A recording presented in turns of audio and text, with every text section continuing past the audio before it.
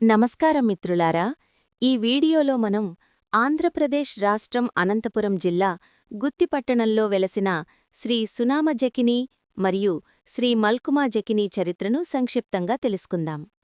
శ్రీ సునామ జకినీమాత భారతదేశంలోని ఆంధ్రప్రదేశ్ రాష్ట్రంలోని అనంతపురం జిల్లా తాడిపత్రి తాలూకా యాడికి మండలం పిన్నెపల్లి గ్రామంలో ఆరికటిక సమాజం నుండి మల్కారి గోత్రంలో జన్మించారు.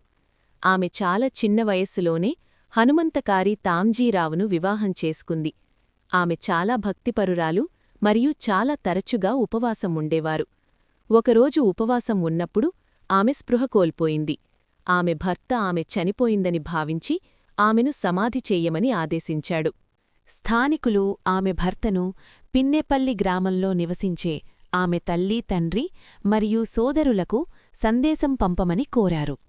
ఆమె భర్త దీనికి అంగీకరించలేదు. స్థానికులు ఆమెను సమాధి చేయడానికి సిద్ధమవుతుండగా సునామా మాత ఇంకా బతికే ఉందని వారు గమనించి ఆమె భర్తకు సమాచారం అందించారు. మద్యం మత్తులో ఉన్న ఆమె భర్త ఆమెను అలాగే సమాధి చేయమని ఆదేశించాడు. ఆ కోణంలో సునామా జకినీమాత జీవసమాధి చెందినట్లు మనం భావించవచ్చు. ఈ సంఘటన క్రీస్తు శకం 1803 ప్రాంతంలో జరిగి ఉండవచ్చని అంచనా. కొన్ని రోజుల తర్వాత ఈ సంఘటన గురించి సునామమాత కుటుంబ సభ్యులు తెలుసుకొని ఆమె భర్తతో వాగ్వాదానికి దిగారు. కోపంతో అతను తనతో వాదించవద్దని, ఆమె సమాధి వద్దకు వెళ్లి ఏడవమని కోపంగా చెప్పాడు. చాలా రోజుల తర్వాత కూడా ఆమె కుటుంబ సభ్యులు ఆమె సమాధిపై తెల్లటి తాజా పువ్వులను కనుగొని ఆశ్చర్యపోయారు. సునామమాత భర్తను ఆమె సోదరి మల్కుమా జకినీతో వివాహం చేయమని ఆకాశవాణి ఒక దివ్యస్వరంతో వారిని ఆదేశించింది. ఆమె కుటుంబ సభ్యులు దీనికి మొదట నిరాకరించారు. తరువాత వారు తమ తప్పుని గ్రహించి వివాహానికి అంగీకరించారు. అప్పటినుండి సునామా జకినీమాతను ఆరికటిక సమాజం జగన్మాత దుర్గాదేవి యొక్క అంశగా భావించి కొలుస్తూ వస్తున్నారు. ఆ రోజు నుండి ఈ రోజు వరకు శ్రీ సునామా జకినీ మరియు మల్కుమా జకినీ మాతలు ఆరేకటికుల కులదైవంగా విరాజిల్లుతున్నారు. ఆరేకటికలు ఈ అమ్మవార్ల వ్రతాన్ని శుభకార్యాలయందు, పెళ్లిళ్ల సమయంలో, పిల్లల కేశఖండన మరియు ఇతర దినములయందు ఎంతో భక్తిశ్రద్ధలతో జరుపుకుంటున్నారు. అనంతపురం జిల్లాలోని గుత్తిపట్టణంలో రైల్వే స్టేషన్కి వెళ్ళు దారిలో దాదాపుగా 1 ఎకరం స్థలంలో ఫిబ్రవరి 14, 2003 సంవత్సరంలో అమ్మవారి విగ్రహాలను ప్రతిష్ఠించి ప్రాణప్రతిష్ఠ చేయడం జరిగినది.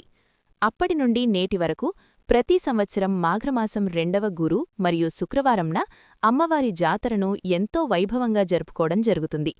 జాతరకు ఆంధ్రప్రదేశ్, తెలంగాణ, కర్ణాటక, తమిళనాడు, పాండిచ్చెరి మరియు మహారాష్ట్ర నుండి వేలాది మంది భక్తులు హాజరై అమ్మవారి ఆశీస్సులు పొందుతున్నారు.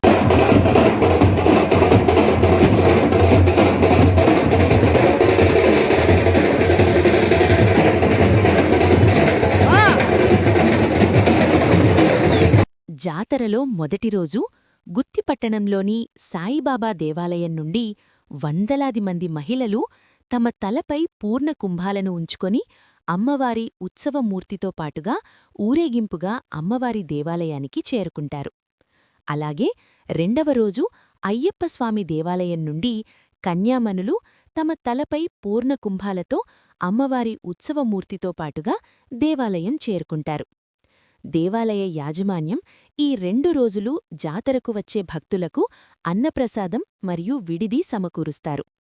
అలాగే రెండవ రోజు సాయంత్రం దేవాలయంలో భక్తులు లక్షదీపారాధనలో ఎంతో భక్తిశ్రద్ధలతో పాల్గొంటారు.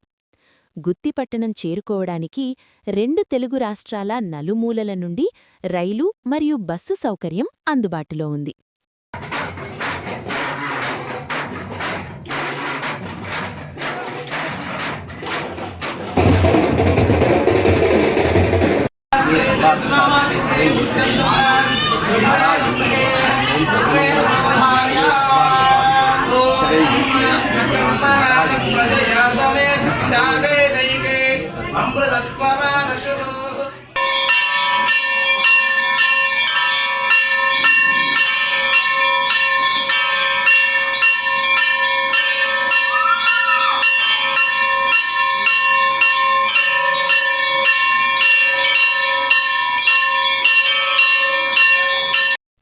కూడా అమ్మవారిని దర్శించుకుని వారి కృపకు పాత్రులు కాగలరని కోరుకుంటున్నాము.